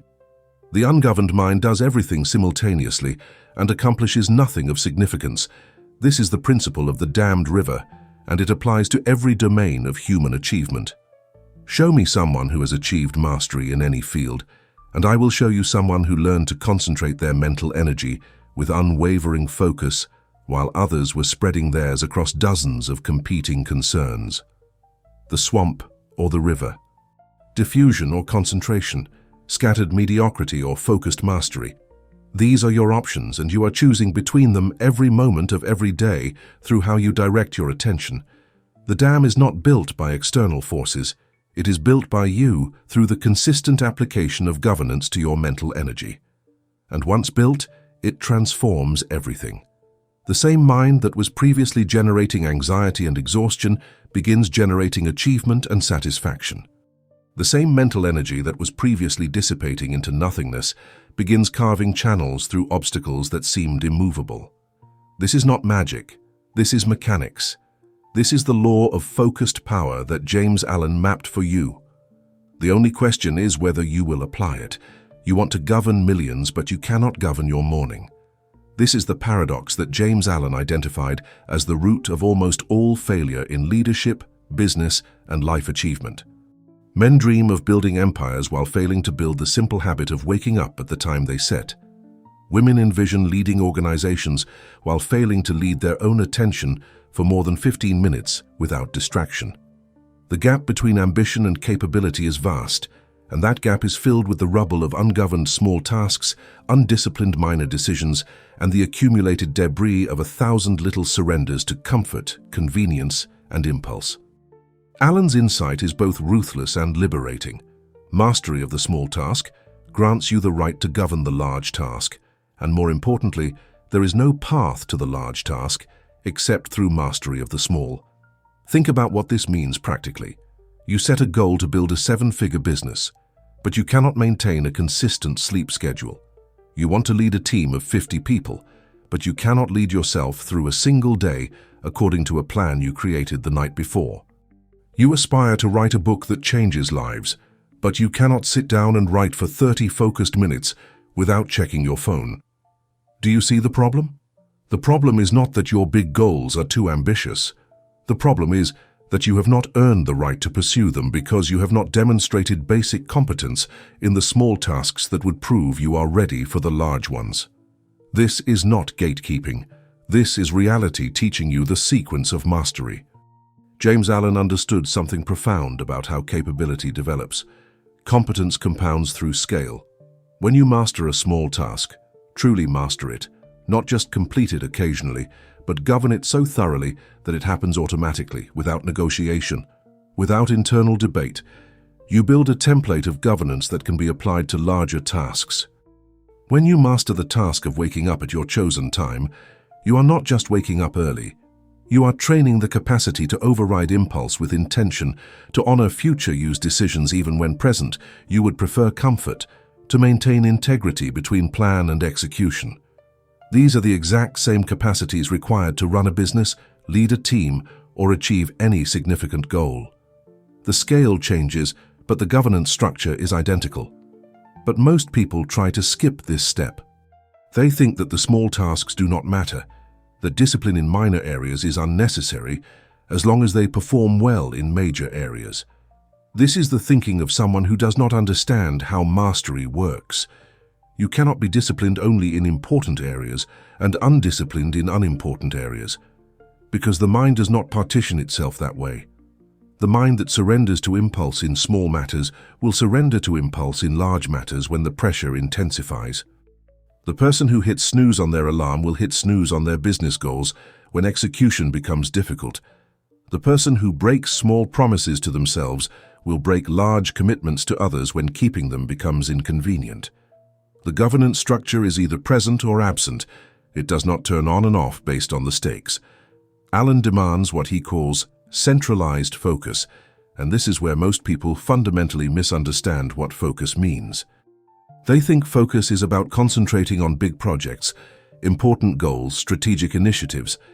But Allen is teaching that focus must be centralized in your governance of the present moment, regardless of what that moment contains. The present moment might contain the small task of making your bed. It might contain the minor decision of whether to eat the healthy food or the convenient food. It might contain the trivial choice of whether to sit down and work for the next hour or browse social media for just a few minutes. These moments seem insignificant individually, but they are the only place where governance happens. The future is not governable. It is only imaginable. The past is not governable. It is only reviewable. The present moment is the only point where you can exercise sovereignty, and every present moment contains some small task, some minor decision that reveals whether you are governed or ungoverned. Consider your morning routine, since Allen specifically uses this as the testing ground for governance. Do you have one? Not a vague intention to try to exercise or a general hope to eat something healthy, but an actual sequence of specific actions that you have decided constitutes your morning, written down, committed to, and executed regardless of how you feel. Most people do not. They wake up and begin improvising based on their current mood, energy level, and impulses. This means they have surrendered governance of the most important period of their day, the hours when their willpower is highest and their mind is freshest, to the chaotic whims of their ungoverned self. And then they wonder why the rest of the day feels out of control. The governed person has a different relationship with the morning. They have decided in advance during a period of clarity what their morning will contain. Perhaps it is: wake at 5 a.m., drink water, exercise for 30 minutes, shower, eat a planned breakfast, review goals, begin most important work by 7 a.m. These are not suggestions, they are governance structures, and when 5 a.m. arrives, There is no negotiation. The alarm sounds and the body moves because the decision was made previously, and the governed mind honors previous decisions over current feelings. By 7 a.m., this person has already demonstrated sovereignty 6 times. They woke on time. They moved when they did not feel like moving. They ate what they planned to eat. They began work when they planned to begin work. 6 small victories of governance that have trained the capacity for governance, that have reinforced the pattern of intention over impulse, that have built momentum for the day ahead. Compare this to the ungoverned person who hits snooze 3 times, rushes through a chaotic morning, grabs whatever food is convenient, shows up to work frazzled and already behind, and spends the first hour getting into it by checking email and social media. This person has already suffered 6 defeats of governance before the day has truly begun. They have trained the pattern of impulse over intention. They have reinforced the habit of surrendering to comfort. And they have guaranteed that when larger challenges emerge during the day, when a difficult conversation is required, when focused work is needed, when a temptation to quit arises, they will have no governance reserves to draw upon because they depleted them all by failing the small morning tests. Allen's principle scales infinitely. Mastery of the small task, your morning routine, grants you the right to govern the medium task, your work day. Mastery of the medium task grants you the right to govern the large task, your week and your major projects. Mastery of the large task grants you the right to govern the massive task, your career, your business, your destiny. But you cannot skip steps. You cannot govern millions if you cannot govern your morning, because the governance muscle required for both is the same muscle, and that muscle must be developed through progressive resistance, starting with the smallest weights and building over time. This is not romantic, but it is true, and truth is more valuable than romance when you are building something real. The small task also serves another critical function. It reveals self-deception. It is easy to lie to yourself about your capacity for discipline when you are only thinking about hypothetical large tasks in an imagined future. When my business is successful, then I will have discipline. When I have more money, then I will be generous. When circumstances are better, then I will be focused. These are the lies of the ungoverned mind that wants to preserve its current patterns while fantasizing about a transformed future. But the small task forces honesty. You cannot lie about whether you made your bed. You cannot rationalize whether you woke on time. You cannot deceive yourself about whether you did the work you committed to do. The small task is the mirror that shows you who you actually are, not who you imagine yourself to be, and most people avoid that mirror because they do not like what it shows. But James Allen is telling you that the mirror is your friend, not your enemy, because it shows you exactly where governance must be applied. If you cannot make your bed consistently, you do not need a better business strategy. You need to install basic governance at the most fundamental level. If you cannot maintain your morning routine for 7 consecutive days, you do not need a more ambitious goal. You need to master the small task in front of you. This is humbling, and the ego hates humility, which is why so many people resist Allen's teaching. They want the shortcut. They want the big achievement without the small discipline. They want to govern millions without governing their morning. But reality does not offer that path. Reality offers only the path of progressive mastery, starting exactly where you are with the smallest governable unit of your life, this present moment and the task it contains. And here is the beautiful part that makes all of this worth it. When you finally surrender to this principle and begin governing the small tasks with the same seriousness that you would govern the large tasks, something shifts. The small tasks become easy because you have trained the governance muscle. The medium tasks become manageable because the governance muscle is now strong enough to handle them. The large tasks become achievable because you have built, through thousands of small victories, an unshakable confidence in your capacity to govern yourself, regardless of circumstances or feelings. You have earned the right, through demonstration of capability at small scale, to pursue achievement at large scale. This is how masters are made, not through dramatic gestures or heroic moments, but through the unglamorous daily governance of small tasks that compound over time into extraordinary capability. You want to govern millions? Prove you can govern your morning. You want to build an empire? Prove you can build the habit of showing up on time. You want to transform the world. Prove you can transform your next 30 minutes into focused, disciplined work. James Allen is not being cruel. He is showing you the path. The path does not start with the big leap. It starts with the small step. And the small step is always available to you, right now, in this moment. The question is whether you will take it, or whether you will continue to dream about governing millions while failing to govern the only thing you actually control. Your next decision, your next action, your next small task. The throne of your life is not claimed through one grand gesture. It is claimed through 10,000 small acts of governance that build brick by brick the kingdom you envision.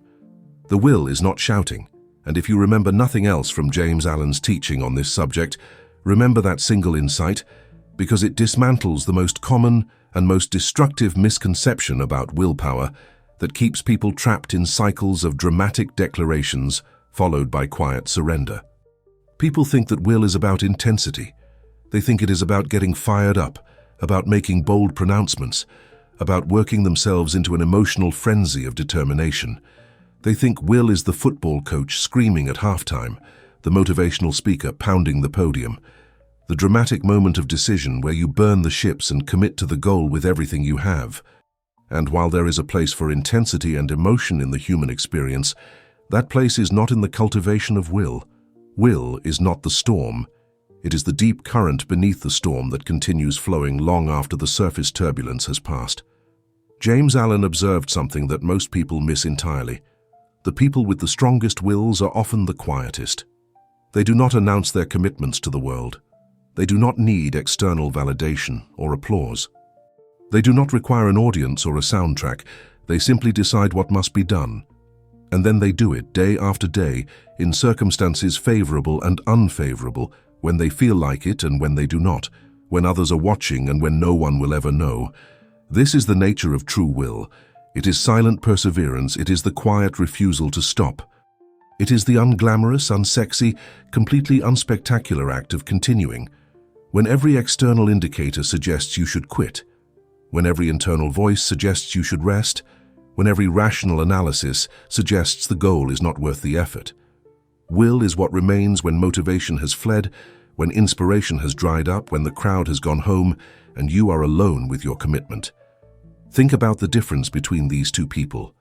Person A wakes up on January 1st with enormous enthusiasm for their new fitness goal. They post about it on social media. They buy expensive equipment. They tell all their friends. They work out intensely for 3 days, pushing themselves to exhaustion, riding the wave of emotional energy that comes with a new beginning. Then on day 4, they are sore. On day 5, something comes up. On day 6, they decide they need a rest day. By day 14, the goal is abandoned. The equipment is gathering dust, and they are already talking about their next new beginning that will happen when the time is right. This person has emotion. This person has intensity. This person does not have will. Person B makes the same fitness commitment but tells no one. They create a simple, sustainable plan. They wake up on January 1st and execute the plan. They wake up on January 2nd and execute the plan. They are not excited. They are committed. On day 4, when they are sore, they execute the plan at a modified intensity. On day 5, when something comes up, they execute the plan before dealing with the something. On day 6, when they do not feel like it, they notice the feeling, acknowledge that feelings are temporary, and execute the plan anyway. By day 14, they have trained 14 times, not because they felt like it on any particular day, but because they decided to do it, and will does not require feelings to operate. This person has will, and 6 months from now, when person A is still waiting for the right time to begin again, person B will have transformed their body, not through intensity, but through quiet persistence. The distinction is critical because most people are optimizing for the wrong thing. They are trying to generate more motivation, more enthusiasm, more emotional energy. They are consuming motivational content, attending seminars, listening to speeches, looking for the spark that will ignite their will. But will is not ignited. It is forged. It is forged through the repeated act of doing what you said you would do, even when you do not want to do it. Every time you honor your commitment despite resistant feelings, you add one more degree of heat to the forge. Every time you maintain your standard despite circumstances arguing for an exception, you hammer the will into stronger form. Every time you continue when stopping would be easier, you temper the metal of your character. This is not motivational, this is metallurgical. You are not seeking inspiration, you are building infrastructure. James Allen understood that the silent nature of will is not a weakness, it is its greatest strength. When you shout your commitments to the world, you receive social validation for the commitment itself, and that validation tricks your brain into experiencing some of the reward that should only come from completing the commitment. You get the dopamine hit of people's approval and encouragement, and that hit satisfies some of the craving that should be driving your action. This is why people who constantly announce their goals often fail to achieve them. They are consuming the reward prematurely through the announcement rather than earning it through completion. But the person with silent will bypasses this trap entirely. They receive no validation for their commitment. They will only receive validation, if they care about it at all, when they have completed what they set out to do. This means all their motivational energy remains harnessed for action rather than dissipated through talking. The silent perseverance that Allen describes also has another quality worth examining. It is immune to external conditions. When your will is loud, when it is based on emotion and intensity, it is vulnerable to circumstances. You are on fire for your goal until something goes wrong, until you encounter an obstacle, until someone criticizes you, until you have a bad day, and then the fire goes out and you need to somehow reignite it. This is exhausting and unreliable. But silent will is not dependent on circumstances because it was never based on favorable circumstances to begin with. It was based on decision, on commitment, on the simple recognition that this is what must be done and therefore it will be done, regardless of how you feel about it, regardless of what obstacles emerge, regardless of whether anyone else supports you or believes in you. This is sovereign power, the power that comes from being entirely self-sufficient in your capacity to continue. Allen also recognized that the quiet refusal to stop is actually more powerful than the loud declaration to begin, because beginning is easy and stopping is the default. Everyone begins. The gyms are packed on January 2nd. Everyone starts the diet, launches the project, makes the commitment. Beginning requires only a moment of decision and a burst of initial energy. But continuing requires will, and continuing is where 95% of people fail. They fail not because they lack talent or resources or opportunity. They fail because they stop. They stop when it gets hard. They stop when they stop seeing immediate results. They stop when they get bored. They stop when they encounter resistance. And they stop because they never developed the one quality that would have carried them through all of those stopping points. The quiet refusal to stop that is the essence of will. This quiet refusal is built through practice in small domains before it can be applied in large domains. You cannot expect to maintain will through a 5-year business building process if you have never maintained will through a 30-day habit formation process. You cannot expect to persist through major life challenges if you have never practiced persisting through minor discomforts. This is why Allen's teaching on small tasks is so critical. The small tasks are where you train will in a low-stakes environment before you need it in high-stakes situations. Every morning you wake up at your chosen time despite wanting to sleep is a rep in the will gym. Every time you do the work you committed to do despite preferring distraction is a rep.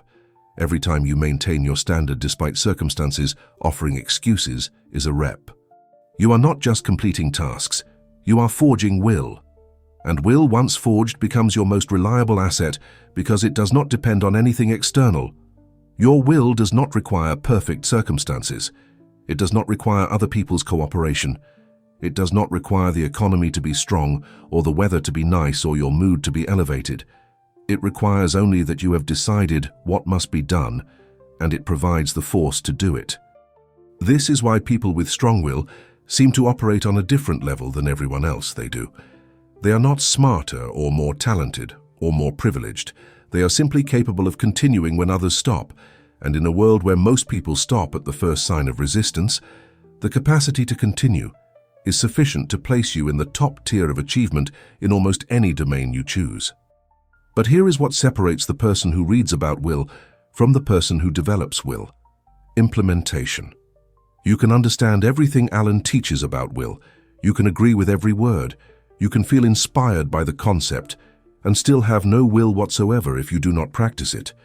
Will is not knowledge, it is capacity. It is muscle that must be built through use. And the use begins today, in whatever small commitment you make and keep. Not a dramatic commitment that requires shouting about, not a public declaration that requires an audience, just a simple private decision about something you will do, followed by the silent perseverance of doing it again and again, especially on the days when you do not feel like it. This is how will is built. This is how sovereign power is developed. This is how you become the kind of person who continues when others stop, and in continuing, achieves what others only dream about. Integrity, then, is what builds the throne in your mind. And if you want to understand the architecture of personal power at its deepest level, you must understand this principle with complete clarity, because most people fundamentally misunderstand what integrity means and therefore why it matters. They think integrity is about morality, about being a good person, about following rules or living up to social standards. And while integrity certainly touches those domains, its primary function is far more pragmatic and far more powerful than simple morality. Integrity is the structural foundation of your capacity to trust yourself, and the capacity to trust yourself is the foundation of all achievement, all confidence, all sustained action toward any goal that requires more than momentary effort. Without integrity, you are building on sand. With it, you are building on bedrock. James Allen saw that integrity is the alignment between what you say you will do and what you actually do. And this alignment is not just ethically important, it is psychologically necessary for the development of will. Every time you make a commitment to yourself and keep it, you send a signal to your subconscious mind. I am someone who does what I say I will do. I am reliable. I can be trusted. This signal strengthens what Allen would call the throne, the governance structure in your mind that gives you the authority to command your own behavior. Every time you make a commitment to yourself and break it, you send the opposite signal. I am someone who does not follow through. I am unreliable. I cannot be trusted. This signal weakens the throne, and enough of these signals will destroy the throne entirely, leaving you incapable of maintaining commitment to any goal for any sustained period. Consider what this looks like practically. You decide tonight that tomorrow you will wake up at 6 a.m. and exercise for 30 minutes before work. This is a small commitment, seemingly insignificant in the grand scheme of your life. Tomorrow morning, the alarm goes off at 6 a.m. You are tired. You did not sleep as well as you hoped. The bed is warm. Your body does not want to move. In this moment, you have two choices, and the choice you make will either strengthen or weaken the throne of your mind. If you honor the commitment, if you drag yourself out of bed despite the discomfort, despite the resistance, despite every cell in your body arguing for 10 more minutes, you strengthen the throne. You prove to yourself that your word means something, that your commitments are real, that when you decide something, it happens. The exercise itself almost does not matter. What matters is that you demonstrated integrity between your stated intention and your actual behavior.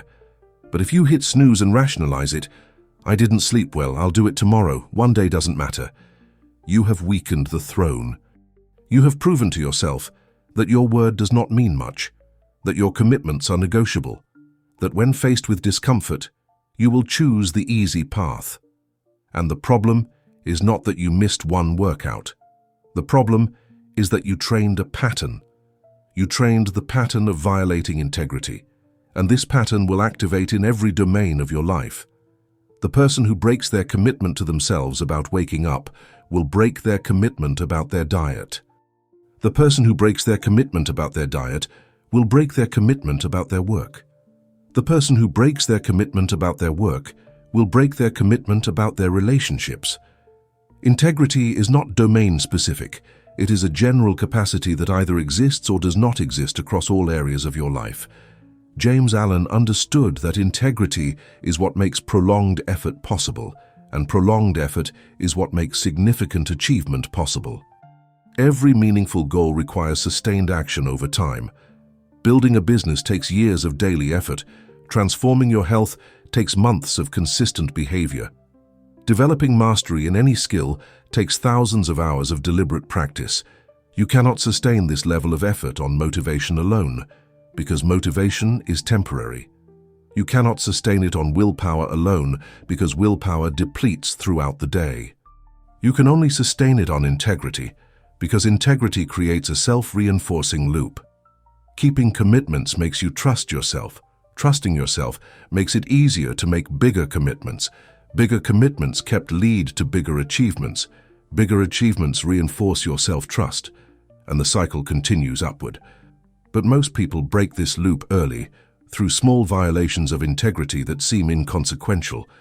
They set a goal to write every day, and they write for 3 days, and then they skip a day with a good excuse.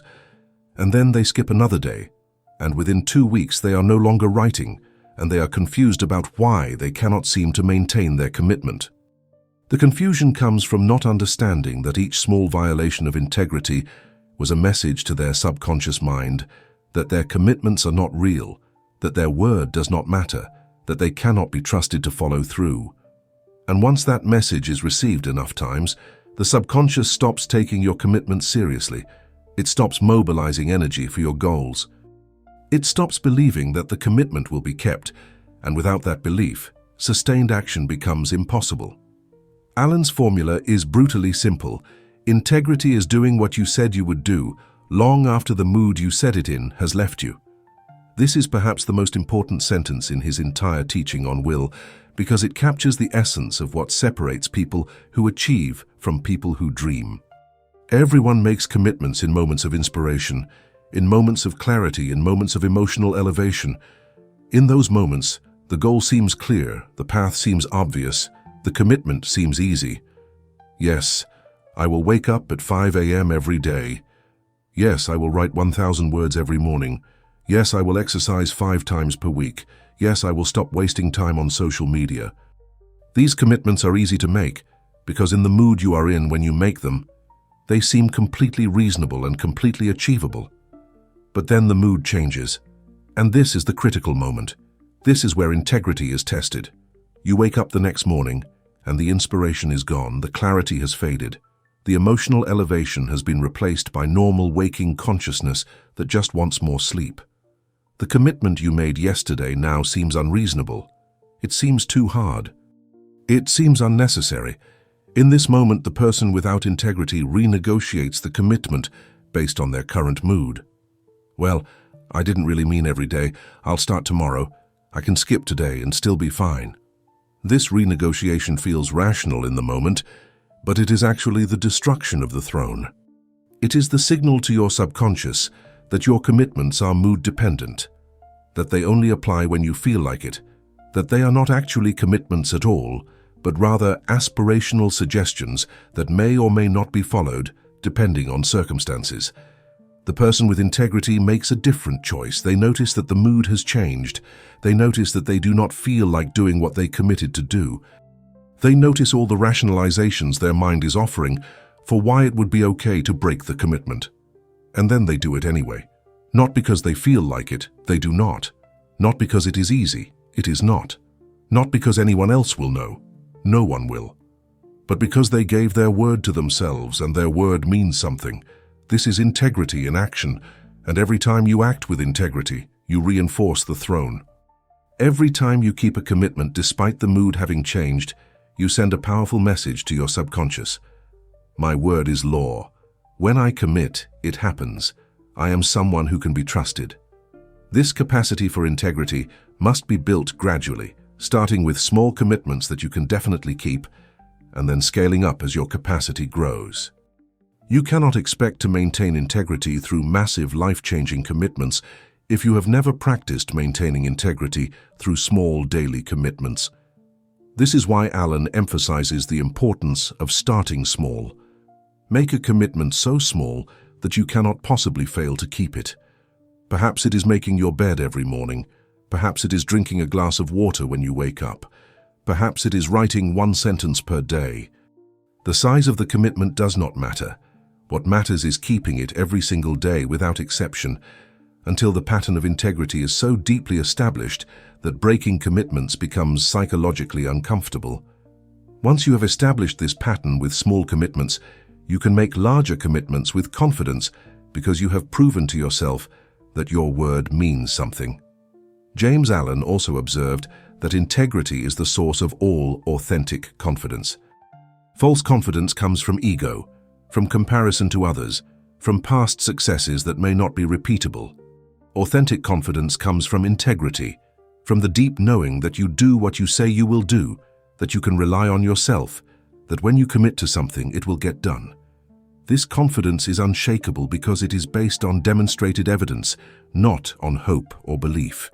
You have kept hundreds or thousands of commitments to yourself in favorable and unfavorable circumstances, when you felt like it and when you did not, and therefore you know, not believe, but know, that you are capable of keeping future commitments.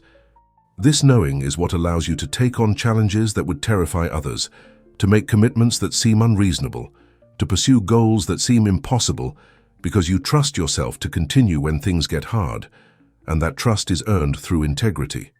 The throne in your mind, then, is not a metaphor. It is the governance structure built through thousands of kept commitments. Every time you honor your word to yourself, you add one more stone to the foundation of that throne. Every time you violate your word, you remove a stone.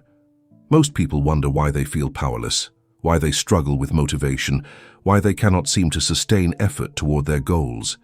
The answer is that they have never built the throne. They have spent years violating integrity through small broken commitments, and those violations have accumulated into a structure so weak that it cannot support any sustained effort toward anything challenging. But the throne can be rebuilt starting today, with a single commitment kept, and then another, until the pattern of integrity is so strong that breaking commitments becomes impossible because it would violate your identity as a person who does what they say they will do.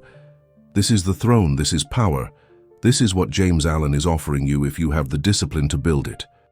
The governance of your life begins with the governance of your mind, and we have journeyed through the architecture of that governance, as revealed by James Allen in his timeless work, The Mastery of Destiny.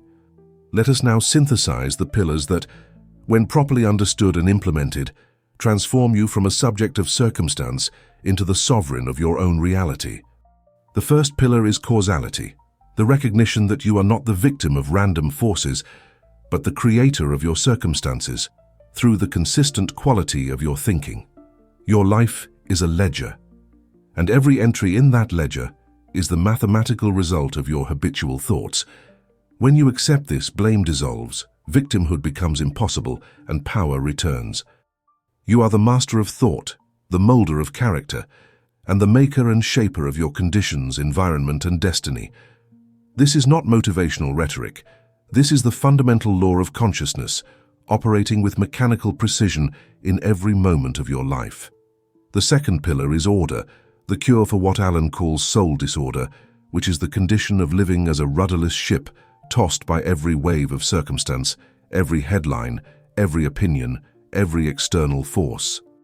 Self-governance is the rudder that gives direction to the scattered energy of an ungoverned mind. It is the ability to stand still when the world is shaking, to maintain your center when every force is trying to knock you off balance, to say no to the impulse of fear so you can say yes to the destiny you chose in a moment of clarity. Without this rudder, you are not living your life. You are being lived by forces you have surrendered your authority to control. With this rudder, you become the captain of your own ship, capable of navigating any storm because you have established order within regardless of the chaos without. The third pillar is focus, the understanding that mental power is dissipated when spread in 1,000 directions and amplified when concentrated on a single point. You are not lacking in mental energy. You are lacking in the discipline to channel that energy toward a specific target with sustained intensity. Allen's metaphor of the dammed river reveals the mechanics of power. The same water that creates a useless swamp when spread wide becomes a force capable of carving canyons when given banks and direction. Your scattered attention accomplishes nothing of significance despite enormous effort. Your focused attention accomplishes extraordinary things with efficient effort. And the discipline to maintain focus is trained through mastery of small tasks, through the unglamorous daily governance of your morning routine, through the commitment to finish what you start before moving to something new. You want to govern millions. First, prove you can govern your morning. The fourth pillar is will, not the loud, dramatic, emotional intensity that most people mistake for willpower, but the quiet refusal to stop, the silent perseverance that continues when motivation has fled and inspiration has dried up. Will is what remains when the crowd has gone home and you are alone with your commitment. It is built through the repeated act of doing what you said you would do, even when you do not want to do it, even when no one is watching, even when every rational voice suggests you should quit. And will is made possible through integrity, which is the alignment between your stated intentions and your actual behaviors. Integrity builds the throne in your mind, the governance structure that allows you to trust yourself, to make commitments with confidence, to sustain effort over time toward goals that require more than momentary enthusiasm. Every kept commitment strengthens this throne. Every broken commitment weakens it. The throne is not metaphorical. It is the accumulated result of thousands of choices to honor your word to yourself, even when circumstances argued for an exception. These four pillars, causality, order, focus, and will, are not separate teachings. They are interlocking components of a single architecture of self-governance that, when properly constructed, makes mastery of your destiny not just possible, but inevitable. Causality teaches you that you are the creator of your reality. Order gives you the rudder to direct that creative power. Focus concentrates that power on specific targets. Will sustains that focused power over time until the target yields. Together, they form a complete system for transforming from a person who is shaped by life into a person who shapes life, from someone who reacts to circumstances into someone who creates circumstances, from a subject into a sovereign.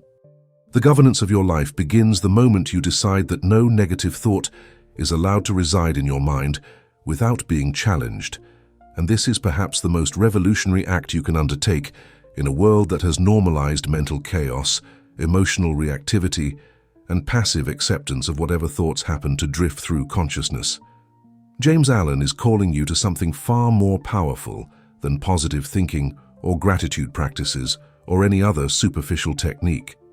He is calling you to establish a governance structure in your mind where you, as the sovereign, examine every thought that seeks entrance and make a conscious decision about whether it serves your highest aims or your lowest fears, whether it strengthens your kingdom or weakens it, whether it deserves to be empowered or should be immediately escorted out.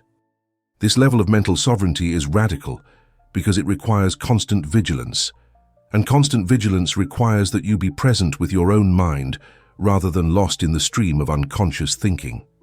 Most people go through their entire lives without ever truly observing their thoughts. Thoughts simply happen to them, and they assume those thoughts are reality, or at minimum, that those thoughts are their own opinions. But Allen understood that most of your thoughts are not your own. They are inherited from family, absorbed from culture, adopted from media, programmed through repetition. They are not necessarily true. They are not necessarily useful, and they are certainly not necessarily aligned with your chosen destiny. The ungoverned mind accepts all thoughts as valid. The governed mind interrogates every thought and retains only those that serve. The throne of your mind is vacant right now. That is the starting point for this entire teaching. The throne is vacant because you have never claimed it. You have allowed a chaotic committee of voices to occupy the space where a single sovereign should sit. The voice of fear offering its counsel, the voice of doubt making its case, the voice of resentment nursing its grievances, the voice of limitation explaining why your goals are impossible. This committee operates through mob rule, and the mob is not interested in your destiny. The mob is interested in safety, in comfort, in familiarity, in avoiding any risk or discomfort or challenge.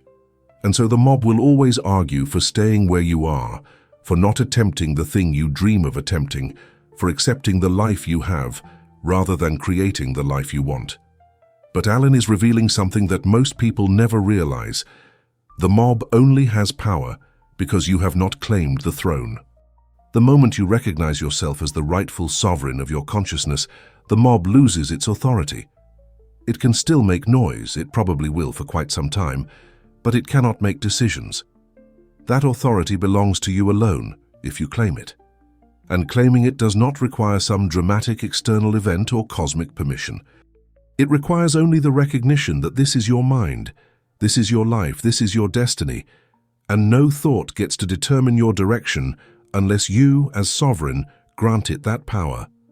This recognition is the coronation. This is the moment you stop being governed by mental chaos and start governing your mental kingdom with intentionality and discipline. The old you wants the throne back. Let us be very clear about this adversary, because pretending it does not exist is a form of self-deception that will sabotage your transformation. The old you is every pattern, every habit, every comfortable dysfunction that has been running your life up until this moment. The old you knows exactly how to operate in your current reality. The old you is friends with mediocrity, comfortable with limitation, and deeply invested in maintaining the status quo because the status quo requires no change, no effort, no risk. The old you will sound very reasonable when arguing against transformation. It will cite past failures as evidence of future impossibility. It will point to external circumstances as justification for internal surrender. It will offer 1,000 rational-sounding reasons why you should not claim the throne, why you should wait for a better time, why you should lower your standards to something more realistic. And here is the critical insight. The old you is not evil. It is not trying to destroy you. It is trying to protect you, but it is operating on an outdated threat model. It is using survival strategies that were designed for a very different environment than the one you now inhabit. And those strategies, while they may have kept you alive, have also kept you small. The old you equates risk with danger, change with threat, ambition with hubris. It would prefer that you remain exactly where you are because where you are is known, and the known feels safe even when it is actually miserable. The old you is the voice that says be realistic when you dare to dream. Play it safe when opportunity appears. You're not ready when the moment to act arrives. This voice has run your life long enough. It has had its time on the throne. And now you must make a choice. Will you let it continue to rule, or will you claim your sovereignty? This is not metaphorical. This is the actual choice you face in this actual moment. You can finish this video, feel temporarily inspired, go back to your normal patterns and nothing will change. The old you will remain on the throne, and your life will continue on its current trajectory, which you already know where it leads because you can see the early returns of that trajectory in your current circumstances. Or you can make a different choice. You can decide in this moment that the throne is yours, that you are claiming it, that you are establishing governance over your mind starting right now with the very next thought that seeks entrance. You can decide that negative thoughts will no longer be granted authority without challenge, that fear will no longer make decisions on your behalf, that the mob will no longer run the kingdom through chaos and noise. James Allen is offering you the tools for this governance. Causality reminds you that you are the creator, not the victim. Order provides the rudder to direct your ship. Focus concentrates your power on specific targets, will sustains that focused power over time. But tools are useless without someone to wield them, and that someone must be you, stepping into your role as sovereign, claiming the throne that has been vacant for far too long. This is not a one-time decision. It is a decision you must make new each morning, each moment, each time the old you makes its case for resuming control. Sovereignty is not a permanent state. It is a constant practice of choosing governance over chaos, intention over impulse, destiny over drift. The transformation Allen describes is available to you, but it is not passive. You cannot read about governance and become governed. You cannot understand causality intellectually and change your reality. You cannot agree with these principles philosophically and transform your life. Knowledge without implementation is entertainment, not education. You must act. You must practice. You must begin governing your mind today, in this next hour, with small decisions that prove you are serious about claiming the throne. What thought is present in your mind right now? Does it serve your highest vision or your lowest fear? Challenge it, interrogate it, govern it. This is how you begin. Not tomorrow. Not when circumstances improve, not when you feel ready. Now, if you are ready to rule yourself, assume the position now. Not tomorrow, not next week. Not when you finish watching this video and think about it. Now, in this moment. Because the throne of your mind does not become available at some future date when you feel more prepared or more worthy or more confident. The throne is available right now, and it is available only to the person who has the courage to claim it, despite feeling unprepared, despite past failures, despite the loud protests of the old you who insists that transformation should wait until conditions are more favorable. James Allen understood that the moment of decision is the moment of power, and that moment is always now, not in some imagined future when everything has aligned perfectly. The perfect conditions will never arrive. The complete readiness will never materialize. You will never feel fully prepared to claim sovereignty over your consciousness. You claim it anyway, and preparation comes through practice. What does it mean to assume the position? It means making a specific commitment right now, before the inspiration of this moment fades, before the clarity dissipates, before the old you has time to mount its counter-argument. It means choosing one small area of your life where governance has been absent and establishing it today. Perhaps it is your morning routine, deciding exactly what time you will wake tomorrow and what you will do in the first hour, writing it down, and then executing it without negotiation when tomorrow arrives. Perhaps it is your work, choosing one project that matters, one task that moves your life forward, and dedicating 2 uninterrupted hours to it today before you allow yourself to check email or social media or engage in any reactive activity. Perhaps it is your health, deciding what you will eat today based on your chosen standards rather than your momentary cravings, and then honoring that decision regardless of how you feel when mealtime arrives. The specific area does not matter. What matters is that you choose something, you commit to it, and you execute it. This is the first stone in rebuilding the throne. This is the first act of sovereignty that sends the signal to your subconscious mind that things are different now, that you are no longer operating under mob rule, that there is a king on the throne, and the king is making decisions based on long-term vision rather than short-term comfort. One kept commitment. One act of integrity between intention and action. One demonstration that your word means something. This is how transformation begins, not with a grand gesture or a dramatic proclamation, but with a small choice to govern yourself in one area, followed by another small choice, followed by another, until the pattern of governance becomes your new operating system. Allen would tell you that the governance of your life is not determined by one perfect day, but by 1,000 ordinary days, where you chose discipline over distraction, where you chose your highest vision over your lowest impulses, where you chose to honor your commitments even when it would have been easier to break them. This is not sexy. This is not dramatic. This will not make a good movie or inspire a social media post.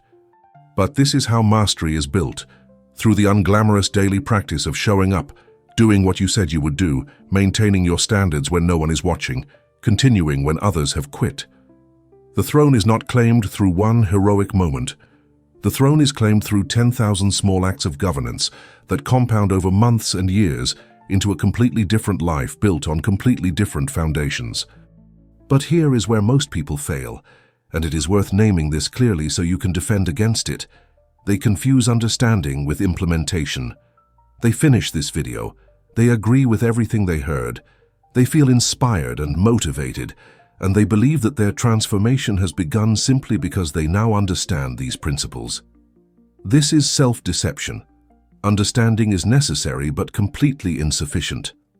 You can understand everything James Allen taught and remain exactly where you are if you do not implement what you understand.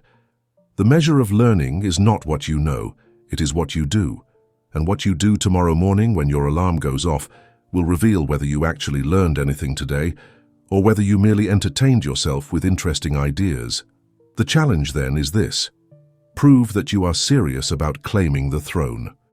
Prove it not to me, not to the world, but to yourself, because you are the only one who needs convincing.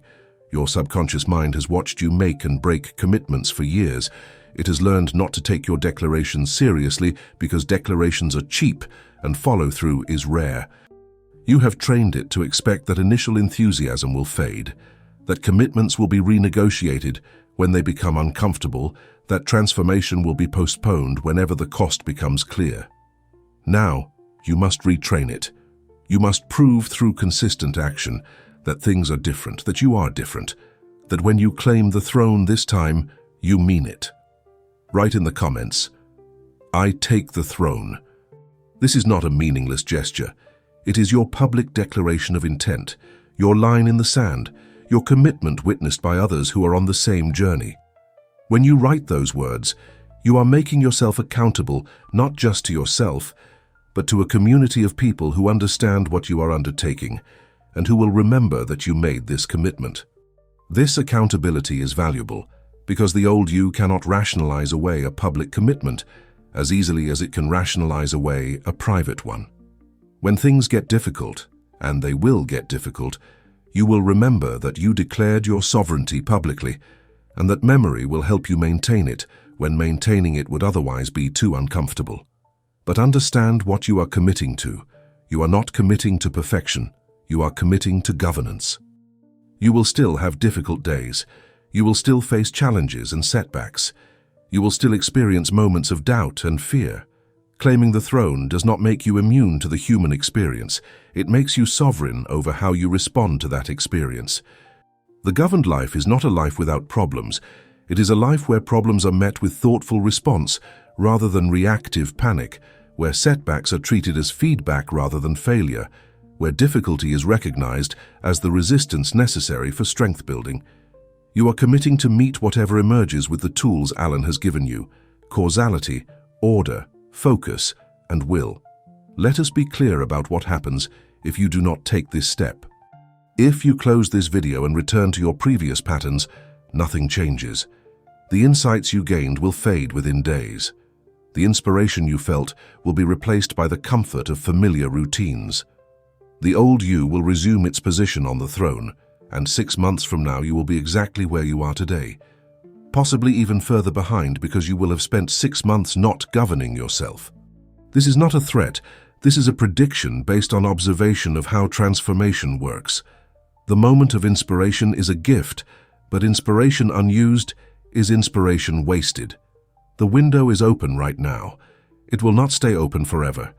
You must act while the clarity is present, while the vision is sharp, while you can still feel the possibility of what your life could become if you claimed sovereignty over it. So here is the final question, the only question that matters.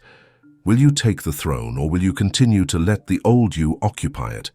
Will you establish governance over your mind starting today, or will you postpone sovereignty for another day that may never come? Will you honor the clarity you feel right now by committing to one small act of governance that you will execute tomorrow? Or will you allow this moment to pass into the archive of missed opportunities? The throne is vacant. The crown is waiting. James Allen has given you the complete system for claiming it, and in this moment you have the power to begin your reign. The only thing standing between you and sovereignty is the decision to assume the position. Make the decision. Write the words. Claim the throne.